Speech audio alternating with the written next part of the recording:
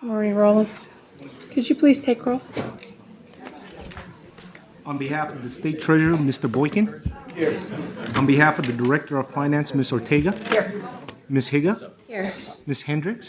Here. Mr. Rosensteel. Here. On behalf of the State Controller, Mr. McGuire. Here. Chairperson Dillon, you have a quorum. Thank you very much. Alrighty, our first order of business is to approve the committee agenda. I'd entertain a motion. Approval? Second. It's been moved and seconded. All in favor, say aye. Aye. All opposed, nay. Any abstentions? We have approved our agenda.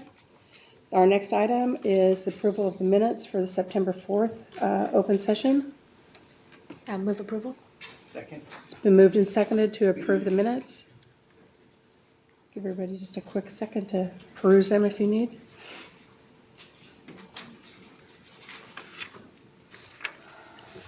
All in favor, say aye. Aye. Opposed, nay. Any abstentions? Alrighty, we've approved our minutes. With that said, I'd like to turn this over to Peggy. Peggy, I think you have an announcement for us. I do have an announcement, and it's one that brings me both pleasure and pain. So it is that one of our key staff people is retiring, Suzanne DeFonte. And Suzanne has been the Director of Disability and Survivor Benefits for quite some time. She has 17 years of CalSTRS experience and 30 years as a state employee. And the part that brings me pleasure is that the just reward for a service well performed is a good retirement. And that's what she's going to be receiving.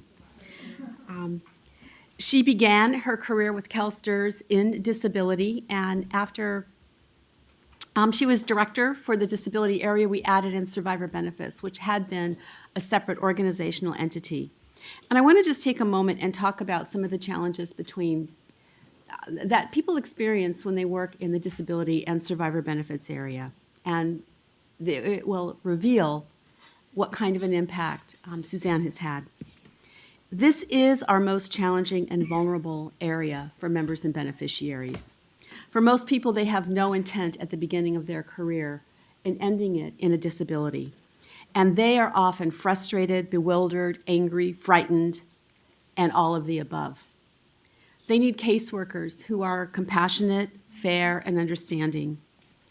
And as a species, humans don't really deal well with death, and people coming to us for survivor benefits often exhibit all of the stages of grief in one or a series of interactions with our staff: denial, anger, sadness, all of those before moving on to the acceptance of the loss of a loved one. Staff there really need to be tolerant, compassionate, caring, and firm because people have a hard time sometimes dealing with the reality of the situation. Dealing with those emotionally charged members or beneficiaries really can take an emotional toll on the staff.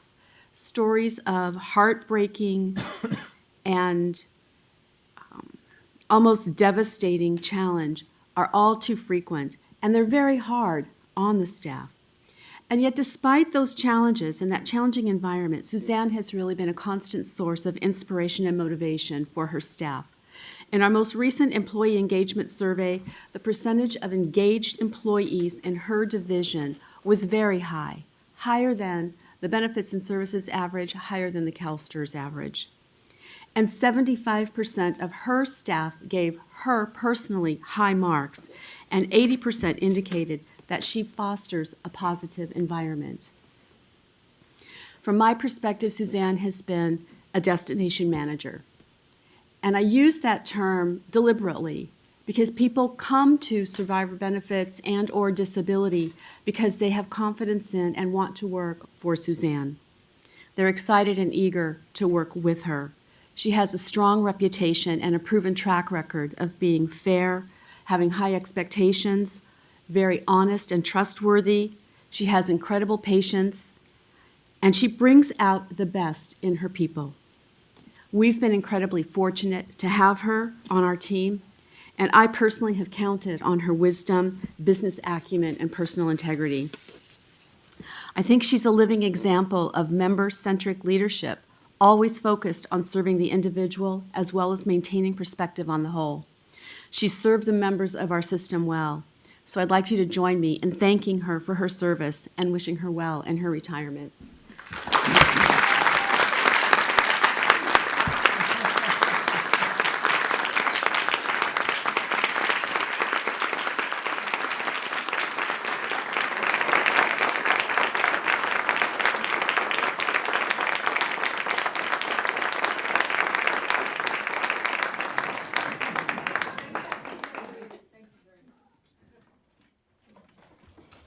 And I would add that you see her entire leadership team here supporting her. Congratulations, And she didn't Suzanne. make them come. Well, for those of us that work appeals, we know what you talk of, Peggy, and how difficult it is at times. So thank you, Suzanne. Alrighty. Retirement Incentive Program. Yeah, that's a good stop. Retirement, we're celebrating the retirement of a staff person, and then, you know, someday we'll get retirement incentives too. Alrighty, Peggy, I'm gonna turn that back over to you then. If you get retirement and it comes with a entire retirement incentive, do not go back to work for your same employer within 5 years, or you will not be happily surprised. Okay, so this is a follow-on item from. Great lead-in. This is a follow-on item from a discussion that we had a few meetings ago relative to individuals who were concerned that CalSTRS was enforcing the law, which requires us to take away the advantage provided to members who received a retirement incentive and returned to work for their same employer. And the committee had asked that we bring information back regarding how we've communicated that to our membership and to our employers because of the significant financial penalty associated with doing that return to work. And the item delineates the things that we have done that show how we attempted to get that information out very clearly to employers. It indicates what we have done legislatively to actually require now employers to notify individuals of that restriction. And it indicates that we've communicated in a variety of ways recently with members on that very issue. Certainly, CalSTRS had a lapse in attention to that, and we didn't discover some cases until very late into the 5-year cycle. And we've improved our process around that. We've also looked at how we're communicating with members upfront when we find out that they're retiring, and we know that there's an incentive to make sure that they're informed of that incentive. And in particular, we want to focus for them that substitute service counts. Many of them don't recognize that subbing for their former employer is the same as returning to work for that former employer. So we're trying to get clarity around that information. There will always be a time gap for some members when we discover that they've retired and the employer doesn't tell us that there was an incentive for a couple of months after that fact. So we're working with employers to see if we can tighten up that time frame, because sometimes we find out after the members already returned to work, which in a sense forfeits their incentive. We'll continue to monitor the situation. We're definitely on top of that workload at this point, so we're minimizing financial impact to members, and we will we'll carry on. And I'm available to answer any questions that you might have regarding this. We do have some questions, so, Lorena? Yeah, I had some questions about how the program itself works. So are districts required to demonstrate that it provides some sort of offsetting benefit to provide the incentive? I know in other systems, you have to document that you're going to save money and leave the position open and things like that. Yes. Is it similar? For this particular retirement incentive, yes. Districts often offer a variety of retirement incentives that don't have any CalSTRS component to them. But this particular one adds service credit, and there are those requirements that they certify the cost savings. So if someone is returning to work for that district within the time frame that they've calculated the savings, is it not in fact then doing what the district said it was going to do in order to justify doing the incentive. So if they bring someone back, aren't they not saving the money anymore? I'm just from the perspective of the justification for offering the incentive. That's what I'm trying to understand a little more. I mean, this item is kind of focused on making sure people know what the rules are. But in terms of actually justifying and making sure that the incentive is appropriate, if the person comes back into that same district, is it not then violating the analysis that they did? Well, you're asking a question I really don't know the answer to. I mean, it very well could be violating that, but they could have achieved savings through other means as well. And quite honestly, what we find most often is that the teacher or the member is coming back to do substitute service for someone. They're not really coming back in a position as a retired annuitant, for example, a term that would be more familiar on the state side. They're not really coming back as a retired worker to a full-time or part-time position. They're coming back to substitute. And while the HR people at the school district might be aware of all the requirements, the people who call the subs might not. We know that payroll and HR don't always communicate well at a school district, so it's entirely possible that they have somehow missed information. We have indicators on our system that they could find out that someone's retired and worry that they might be subject to this. But it's a lead to horse to water situation for us. And we're not responsible for their fiscal analysis and attainment of their fiscal objectives. So I don't know how they have agreed to meet those fiscal objectives. They're mostly subbing, because then they're not actually bringing them back if they're mostly not bringing them back in a full-time position, then it probably does not go into that analysis. And now given the current law that has the 180-day restriction, we're less likely to not know someone received a retirement incentive before they return to work.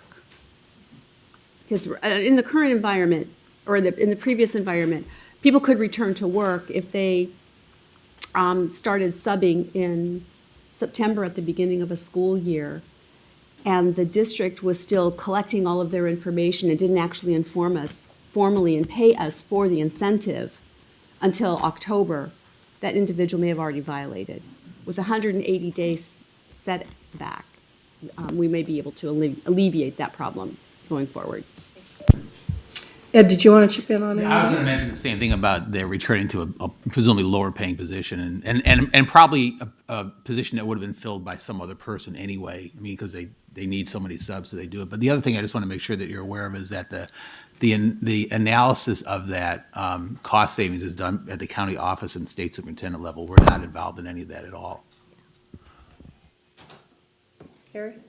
Irena, this might be shed some light on your question. In the years that I've negotiated the early retirement incentives at the local level, we've always been told that in order for an incentive to be offered, it has to demonstrate clearly that there's a cost savings or it's cost neutral to the employer. And oftentimes, the early retirement incentives are offered as a way for a school district, in my experience, has been to reduce their costs by not then filling those positions. So, for example, you might have 250 third graders and 10 teachers at 25-1. An incentive is offered, and they increase, class sizes get increased, so you only have 8 teachers the following year, working at more like 30-1. And they don't backfill those positions at about $90,000 a year.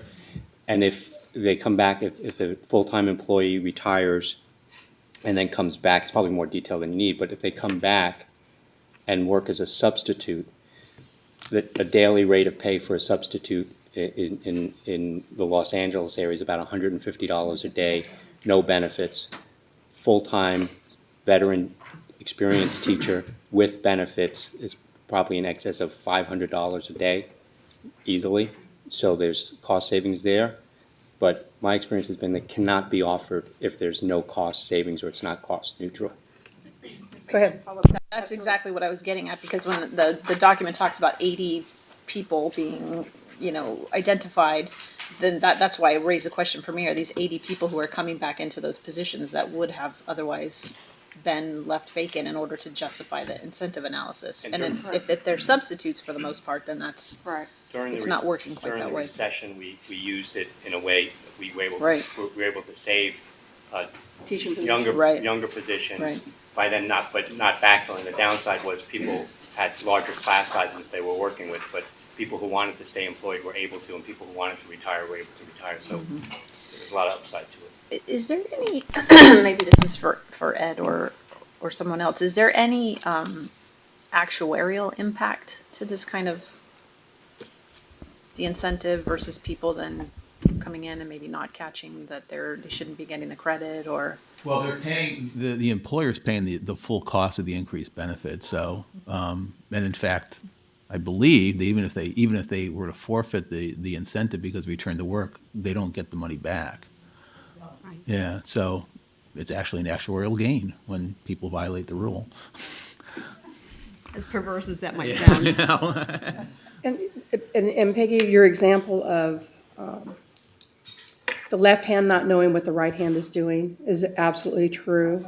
But I find in a lot of the areas that I frequent, that the rural areas, that we have districts that actually know that they've given an incentive, but then find themselves in a spot where they can't attain substitutes and they really need them. And it might be 3 or 4 years out. And I know we've had a case where it was just short of a couple months from the end of the 5-year period. And a person gets called, and when you're in a small community and somebody calls and says, we really need a sub because we can't find anybody else. We have members that have taken advantage of this, that have ended up going back to work and then having their incentive revoked, which is a whole different story, Lorena, than kind of the HR not knowing what the district has done. So our rural areas definitely hurt for substitutes. But then we have members that definitely take advantage of the incentive. I know we try to do things,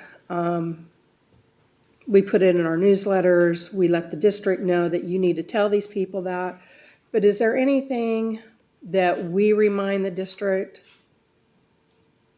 they ought not to be calling these people? Or do we, in those 5-year periods, do we reach out to the people we know have received those incentives to give them a reminder that every year, you're still within this 5-year window, don't work? We do not send them a reminder at this point. So we know who takes these, we know how many there are, correct? Correct. Would it be possible for us, and I beg the committee's indulgence, to find out what the cost implication might be if we were to send a reminder to everyone that takes an incentive? If we reminded them on an annual basis of what that might be? I mean, 80 being revoked is probably not, I'm not sure how big a percentage of the people that actually take it, what percentage that 80 is, but if we can help our members remember, I would really like to try to do that.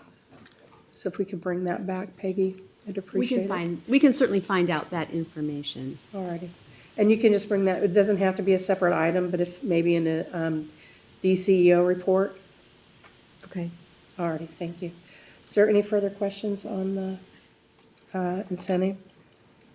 Alrighty, I had one last question. Ed, part of this was, most of my experience is if they come back and they do substitute work. But in the write-up, it also talks about receiving unemployment within 1 year of the effective date of retirement. Can you talk about that a little bit more? Because if they go to work outside of what's credible service, we don't dock them. So if they had a job somewhere else at a retail store, seasonal work, they end up going on unemployment, that's not the unemployment you're talking about here, is it? No, you're talking about unemployment insurance. Right. I mean, yeah, but Totally. if it- So they could actually go to work for a retailer, be laid off, get unemployment benefits, and we would dock them the incentive of something that was totally unrelated? I believe that would be the case, yeah. I mean, that's what the law says, so I don't see how we'd have, I mean, it doesn't say, as I recall, I don't think there's anything in the law that differentiated what the last job was that created the unemployment, so. How do we yeah. have visibility of that? How do we have visibility that someone has received an unemployment benefit? So, I mean, how would we even know? If someone worked for something that wasn't a school district and then received that benefit?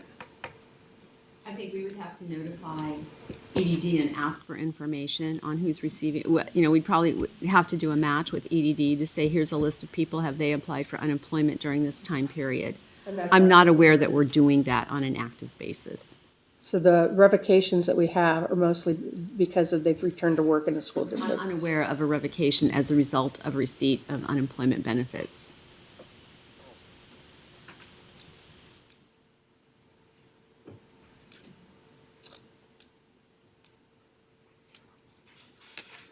I'm thinking I better think about that a little bit more. Maybe we might come back with another action item for y'all. This, and just so you know, I mean, this is not to provide any sort of rationale for why things are. This is something that was done, I mean, this provision was something that was introduced by individual legislators. It wasn't anything that came from us. Right, no, yeah, I understand. And the whole unemployment thing, quite honestly, was something that was an issue with respect to other pension plans. And so they sort of created that linkage between unemployment and incentives, and it got folded into Wrapped us up as into well. ours. Yeah. Okay, and then maybe that's something the stakeholder groups want to take on and not necessarily us. Would something like that be able to be taken care of and like in cleanup or technical? You know, I'd be hesitant to do that because it's not really a technical change. That seems Right, like that's a it's substantive a change. substantive change. Yeah. All right. And, you know, yeah. All right, thanks, Ed. Steve? Morning, Steve Depew, CTA retired staff. I just had an idea. I'm backing up about 2 minutes in the conversation on the retirement incentive, and you were wondering if it would be possible to notify members. What if you put it into the MyCalSTRS, and what if you, anybody, there's not that many people that are on the reduced, on the incentive program. If you said you cannot work a message to them in their CalSTRS, you cannot work in this district until a date specific, which would be the 5-year period, to earn any form of creditable comp. Otherwise, you would be possibly losing your retirement incentive benefit. So maybe it would be as simple as just using the MyCalSTRS with a date certain so that they knew when they couldn't work in the district they retired from. Steve, That is how I would have approached, one resolution is to post in their MyCalSTRS account as opposed to sending them something via mail. But, we'd also want to look at, has that person registered to use their MyCalSTRS account, and do we need to send them a communication regarding that? So, when we look at this, I'd prefer that we do a more thorough analysis that suggests a variety of approaches. I would say, though, that we are rapidly approaching the point in time where doing nice-to-do things for our membership will be difficult because of the amount of resources that we will commit to doing the Pension Solution Project and maintaining core business. So I just want to put that out there for the board's understanding that we will be looking very carefully at all of the nice things to do and parsing our resources very carefully. Peggy, I agree that it's a nice thing to do, but for the people that have gone through the revocation of having that incentive, it's more than a nice thing. So I think it's a benefit to our members too. So and now it's kind of, if we're talking about the different ways we can do it, we're probably talking about an agenda item instead of just a report back. So let's go ahead and, begging the indulgence of the committee, let's go forward and have an item, and then we talk about it a little bit more. Sounds good? Alrighty, thanks. Moving on to the service objectives. Peggy, you're still on? Thank you. So this report is one that we do for you annually.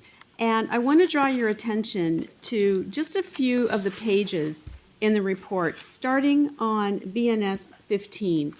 And that is the goal attainment chart. And it's on 15 and 16. It's page 6 of the actual report, if you've got a different pagination structure, where we're looking at what did we actually do last year compared to what we said we were going to do. And I'm looking at this report in preparation for Pension Solution. Everything I do on a daily basis is how will we be able to attain and sustain moving forward. Sustain good performance and attain performance in areas where we need improvement based on what we know now that we have capacity for. So while attain and sustain has always been our objective in moving forward on accomplishing things on behalf of our memberships, it is even more critical that we get stability as we move into that intensive pension solution involvement period of time. So I want to focus a little bit on things that are at or above target, because our objective for those is to sustain. And on the left-hand margin of the page, you'll see gold stars. Those gold stars are where we achieved or exceeded the targeted objective. And you can see we did that for some of our very basic core areas: service retirement, disability, establishing ongoing survivor benefits allowances, community property. Those things that we want to keep doing because that really does serve members well. We want to continue that recent pattern of success in areas of performance challenge as well.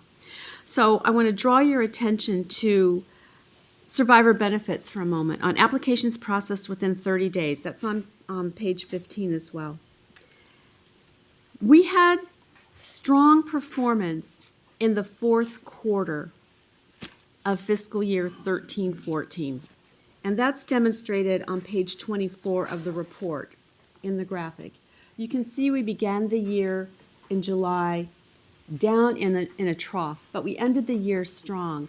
And I wanted to report to you that we have continued that strong performance throughout the first quarter of 14-15, being at or above our performance objectives in that business area. So while our objective was to attain, we have been able to attain and sustain. In the contact center on page 17, I'm going to be flipping back and forth through pages.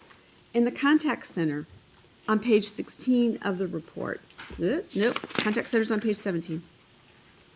In customer service, we had kind of uneven performance in answering calls. And that was demonstrated on page 26. If you look at the graphic on page 26, the red line really shows us bouncing all over the place in terms of our ability to answer calls within our targeted time frame. I want to bring to your attention the fact that for the first quarter of the current fiscal year, we have been at or above target. And yesterday, we answered 96% of our calls in 30 seconds. Our average speed to answer was 22 seconds, and we had 0 abandon rate percentage. So we are in a sustained mode. But that's because of 2 key factors. We've been able to balance out and get stability around our staffing for that business area, and we're at the time of year where our call volumes have been a little bit lower. But we want to continue that attainment and sustain that level of performance because that's important first point of contact for our members. If we flip back to some of the performance measures on page 16 where we didn't meet the mark, these were new measures for us. We've been adjusting the measures relative to refunds and the service purchase area. In refunds, we had weak first quarter performance last year, and that's demonstrated on page 36, BNS 36. But the team was able to pull that forward with much stronger performance for the rest of the year, and they've had a very strong first quarter performance in the current year with an improved customer satisfaction rating. It's not yet at target, but it's approaching. So our objective there was to attain and sustain, and we've met that objective. On service purchases, We had a very strong end to the fiscal year last year and a very strong continued performance in the first quarter. So again, we've been able to sustain that level of performance. These key measures that have a direct impact on members and their benefits and their ability to access CalSTRS are the things that we want to be able to maintain as we move into pension solution. And it will be a difficult balance point for us to assure that we continue to have adequate resources to meet the core business baseline needs of the organization and put our subject matter experts and staff on the pension solution project, because we absolutely need their involvement as we get more into the implementation. And we're at an exciting point in that process, and that'll be coming later today when you get updates on the business renew. But it really does speak to flexibility and adaptability, those core competencies of the organization, in order for us to continue to maintain customer service. So those are the things that I wanted to draw to your attention in particular on this report. I'm happy to answer any questions you may have about this report. So is there any questions from any of the members of the committee? Sharon? Becky, you did comment on this, but I know it's something that I hear from members a lot about calling the service center and getting a response. And so, in looking at the numbers for the calls answered, that we hit 34%, I guess that's the glaring statistic that stands out, is that we had a 34% actual. I'm looking at BNS 15. So can you just We answered 34%. We answered 34% within 30 seconds. 30 seconds, right, sorry. Right. Sorry, so can you just, and then you commented that, that's gone up at the end of the year. So can you just help us understand sort of why that's been a challenge to reach that? And Yes, actually, I can. that'd be great. Performance in the contact center is very heavily dependent on the availability of resources to be there to meet the member demand. During times of furlough, when our ability to respond was diminished because we were closed for business days, it didn't lessen member demand, and in fact, their own fiscal crises heightened awareness of the need to understand their CalSTRS benefits. So we had an inverse relationship of demand and availability. 2 years ago, we lost an important asset that we had been using in the contact center, and that was student supplementation for our call agents. And we had very effectively used college students to help us in that critical area because we found it difficult to recruit full-time employees. And those were unexpectedly taken away from us. And it took a long time to recover. There's a long learning curve for successful performance in the contact center. And the jobs are demanding. And so when we find people, they go through a rigorous process of selection for temperament, for skill sets, for likelihood of success, and then go through a long learning curve. And sometimes they've met all of our criteria, it seems really good, but when it gets down to it and they realize how much work they have to do to learn everything that they're expected to know, even with the tools to provide them with assistance, they recognize that it's too much for them. So Peggy, They all, wait, I'm not done yet. Okay, go ahead. They also find that they're willing and eager to come to work for us, but then they want to go to work in another business area almost as soon as possible. And they're attractive to other parts of our organization because they have a broad knowledge of CalSTRS. So we see them seated now in many of our business areas, and we like that model, but it takes us still a while to get the resources back in place. We've come up with a plan that is working very well for us that allows us to essentially overhire so that we always have a resource pool to answer that demand, and we're not left in that employee deficit situation that we have been in the past. So it's through careful management of resources and recognition of what it actually takes in order to perform that we've been able to achieve that level of performance. And there's another factor that when we're able to respond, we don't get as many calls because people don't call us back, or they don't try other channels. So when they're able to get through, we can take care of it in one call instead of having them hang up and try again, hang up and try again, which adds to the demand, but doesn't help our agents actually get to members faster. Ready? Joy? So Peggy, in that same customer service section, one of the other areas where it looks like we're having difficulty meeting our goals is on the online messages answered within one working day. And I know that over the past several years, there's been more of an effort that we've made to try to drive some of the inquiries, through mycalstrs.com to get information there. Can you talk a little bit about, sort of the challenge there with being able to get close to the targets? Yes. So for online messages, it takes a little bit different skill set to be able to respond back in writing than it does to respond verbally to members over the phone. And we frankly lost most of our trained resources, which has significantly impacted our ability to respond. But we've been, in the past year, training additional staff. So I think we've got a good complement of staff now who are trained to respond to online messages. We also have the same staff who answer the phones do the online messaging. And we triage on a daily basis to see what's the right split between answering online messages and answering phones. And Mondays are always a difficult day for us because on Mondays is our heaviest call volume day. And it's all hands on deck, everybody answer phones because that satisfies the most number of members. But Monday is also the day that we get the most online messages because they're backed up from the weekend. I mean, over the weekend, teachers are looking into their personal affairs and they're shooting us an email. And so we have a volume that's sitting there waiting for us on Mondays. And if we can't answer them on Monday, then we're already behind on our objective because it's to answer within the same business day. So we do parse some of our resources and have them work on online messages on every day. And we're much closer to our objectives. I think we're still challenged in some areas, but we've changed our business practices a little bit so that we spend more time and energy on those online messages, but we also have trained more people so that we can spread that responsibility out to a broader group.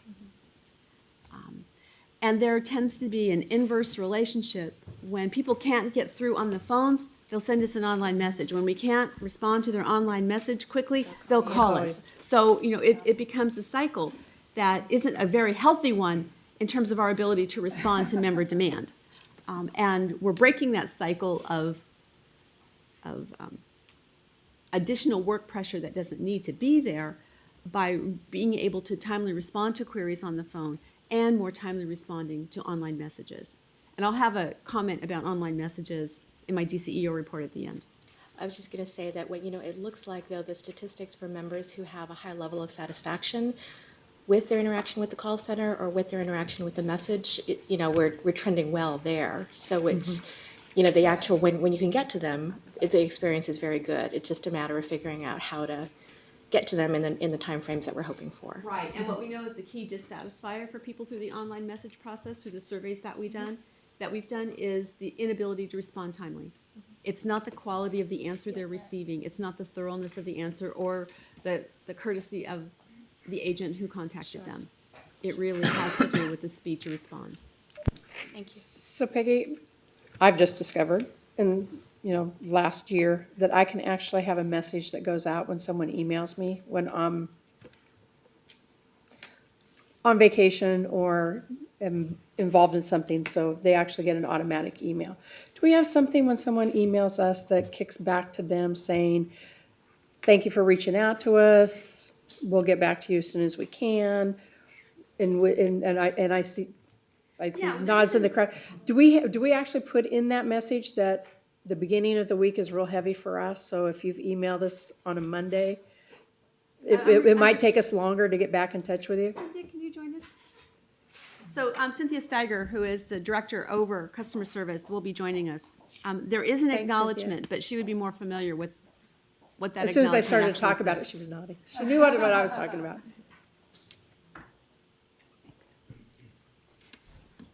Okay, Cynthia, thank you. Hello. Yes, we do have a message that automatically goes out that we said that we received it.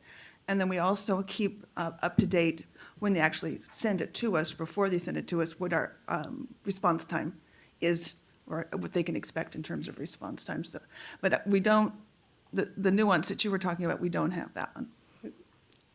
Because of what you were talking about, Peggy, where if they don't hear within a certain time, they call.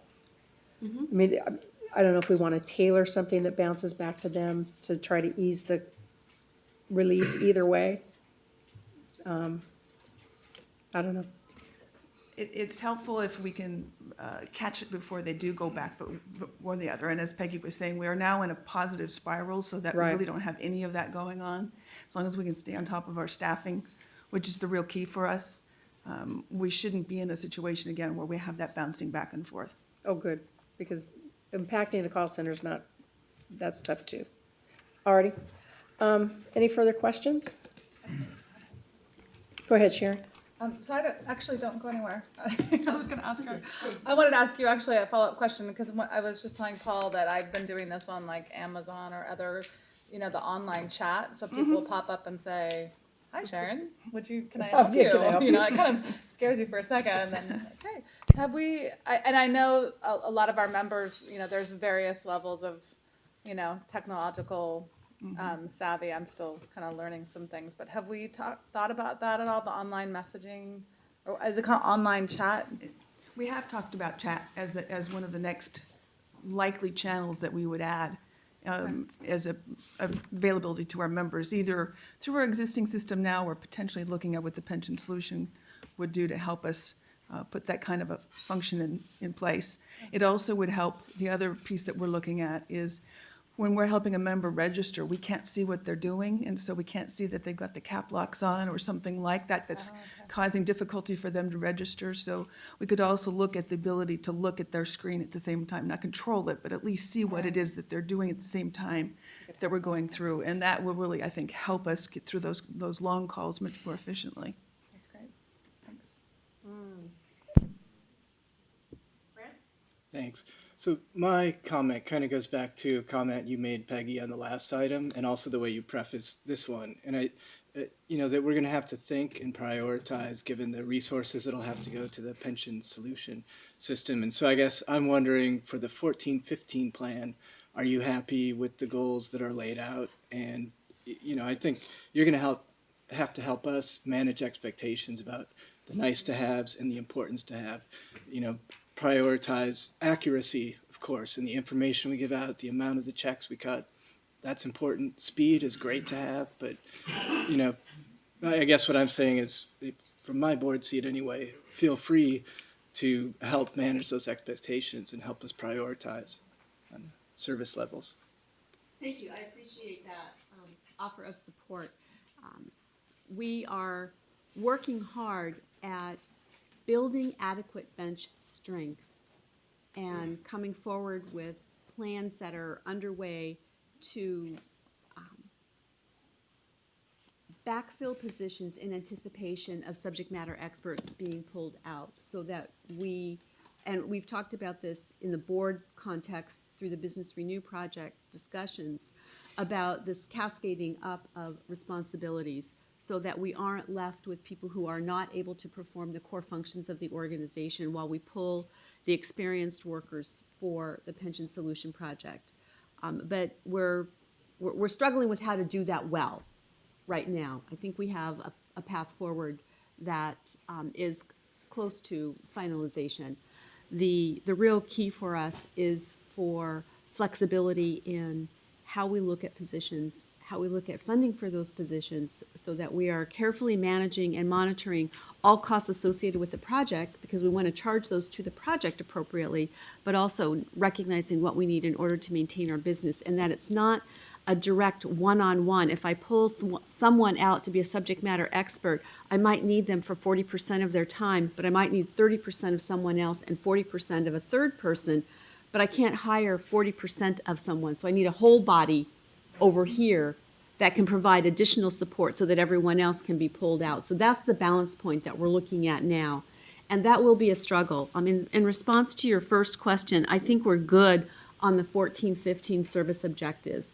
Because we're in the transition period for full deployment of Pension Solution, we've had a number of our staff involved in the the analysis of the request for proposals.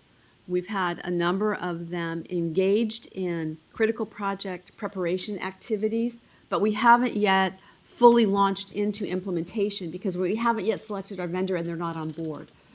We've been doing other things that are preparatory to that. The data preparation project is an example. We're working on plans for how we're going to deal with things that come up relative to data quality, relative to the calculation of benefits. We're looking at the kinds of things that where we may have flexibility. We're looking at all of those things right now. I would say that we're in a preparatory stage, but that preparatory stage isn't involving as many of our subject matter experts or our core staff in the business areas. So I think we'll be fine for this year. I think next year, as we start really into implementation of the project, we may need to temper our goals somewhat to balance that out. Thanks.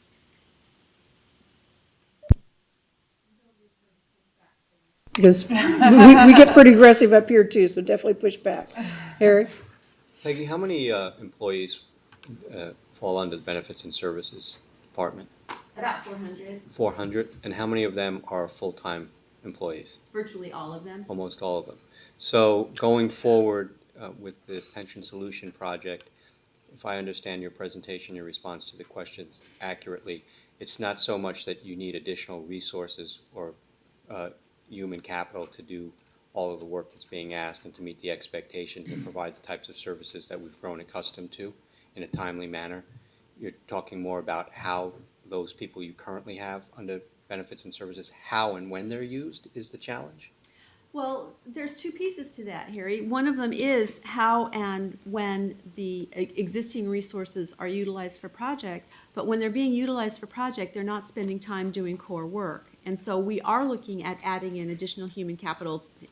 That's kind of a demeaning term. I don't mean that in a negative sense for staff at all, but we are looking at how we bring in additional resources to help us maintain stability in the production environments while people are being pulled out to work on project. We've done a lot of consideration about lessons learned for successful and not so successful big IT project conversions in the pension arena and in the government arena. And a key theme from those lessons is that you need to adequately resource the project. You also need to adequately resource the business. Our plan that we went forward to you with identified a number of resources that we believe are required for project over the next several years. We want to be able to fill behind those resources that we pull out for projects. Some are going to be pulled out full-time, some are going to be pulled out as subject matter experts on an as-needed basis. But we want to make sure that we are backloading the organization in order to maintain service, not backloading in order to provide dramatic improvements or solve other problems that we should more appropriately solve through the normal budget change proposal process, but to maintain the core work that is essential for us to continue. We have to continue to pay benefits. We want to continue to provide good customer service in our contact center and in our counseling offices. Those are all things that we really need to do. And so that's what our balance point is going to be, is how do we bring in those additional resources while people get pulled out? I appreciate that those additional insights and thought. Of the 400 FTEs approximately, what is the average total compensation for an employee that falls under benefits and services at CalSTRS? Boy, that, are you asking for what their compensation is, or are you asking for what their fully loaded with benefits cost is? Total cost to the system. Probably about 90,000. Okay, thanks. Robin, correct me. I think that, I was gonna guess somewhere between 80 and 90. Yeah. I don't have that number. But it's about that, right? About 90, yeah. There is a rationale in my mind for these questions that I'm thinking down the road a little bit, but about $90,000. For a fully loaded Right, position. sure. Right. Our benefit rate is pretty, So what's it, about 35% loaded, isn't it? Yeah. oh, it's more like 47 now because of the retirement rates. All right, thank you. Appreciate it. I love that she could just pull this stuff right out of it. So that's just for the F, so just under half of that then is. Just one other point, a compliment to you and your staff.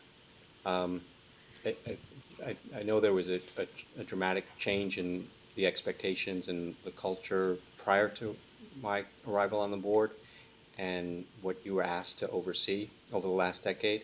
And from what I've heard anecdotally and secondhand and thirdhand, that there's been a dramatic improvement. And I was here during the recession and the furloughs, and we saw the dip. And for a government agency, and I just can only speak from my limited experience working in education, and in that context, I'm quite impressed by what you measure and the detail that you're able to drill down. I mean, the fact that you can tell us that a call is responded to, 34% of calls are answered in less than 30 seconds.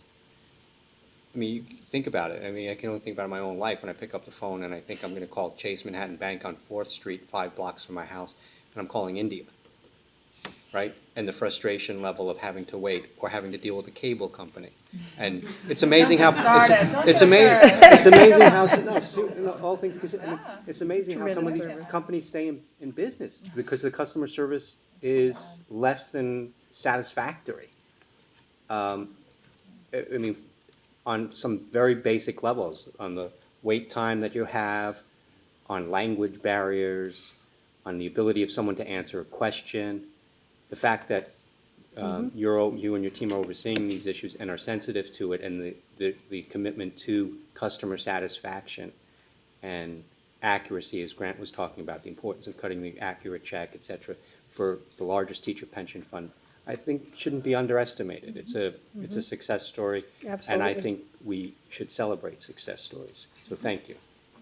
Thank you very much. You're And I welcome. would add to that, that the staff, well, I'm going to say me personally, and I think many of the staff feel the same way, have a deep and profound appreciation for the work of California's educators, educators in general. But for those of us who were born and raised, or have families that were born and raised, and are where they are today as a result of the work that teachers helped them with, it's out of a profound sense of gratitude and appreciation that I come to work every day, and I know that many others feel that way too. It's nice to have a client group that we deal with that we all have had personal contact with, and I don't care where you went to school, and whether it was in a California public system covered by CalSTRS, or whether it was in another state or through some other mechanism, you are who you are today through the work of teachers. They're caring, they're compassionate, they're hardworking, and we all benefit, society benefits from the work they do. And it is an opportunity that I am extraordinarily grateful for, to be able to give back to that profession.